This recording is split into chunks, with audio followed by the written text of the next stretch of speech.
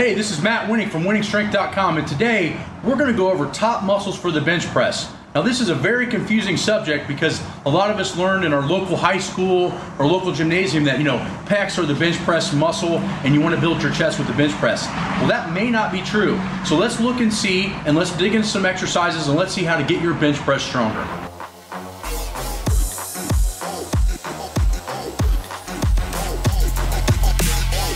The first thing that you need to understand is that big triceps equal big bench, not necessarily big pecs.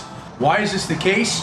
Well, we're going to show you some literature flashing up here in a second that shows that in maximal bench press loading, the tricep becomes the dominant pressor and the pec becomes the dominant stabilizer. What does this mean? This means that if you want a big bench press, you need to have ginormous triceps. Now, how do we develop those triceps? Well, it's pretty simple. We utilize a lot of exercises that have very similar modes to the bench press. JM presses, for example.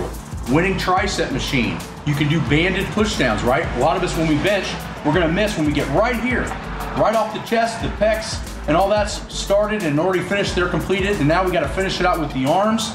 That's why I love band tension for triceps, because it's getting harder and harder and harder and harder. It's very similar to where you're going to stick on the bench press.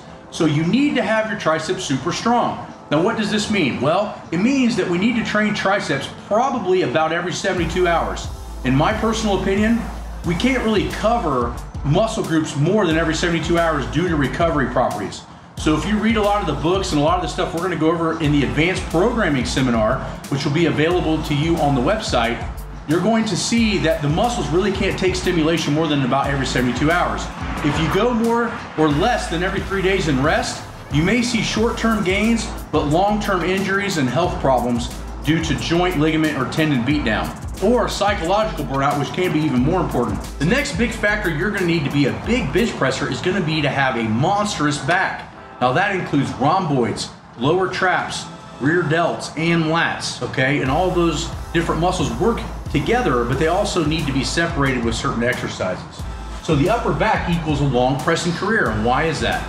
Because when you have a really strong and heavily trained upper back, your body is going to be able to withstand tons and tons of anterior loading, i.e. bench pressing. The problem is that when we get into bench pressing, we start to have a very one-track mind on how to get that bench press stronger, which is anterior work, anterior work, anterior work. The real trick is being able to sustain anterior work for 10 or 20 plus years in order to see your true potential in what you can do for the bench press. The only way you're going to be able to do that is to stay together, meaning that your shoulders got to be healthy. Your neck has to stay healthy. Your stabilization has to stay intact, meaning, all of the lat muscles and the rear delts and all that are gonna have to be able to sustain the anterior loading, or you're gonna have a big issue. The biggest tip of this entire video is you should train your back twice as hard as you train your front, and watch your bench press go up, but also watch your shoulders stay healthy.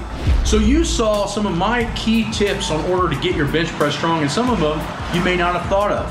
One of the key factors is you need to train the bench press to be strong or quick. Don't train it for endurance.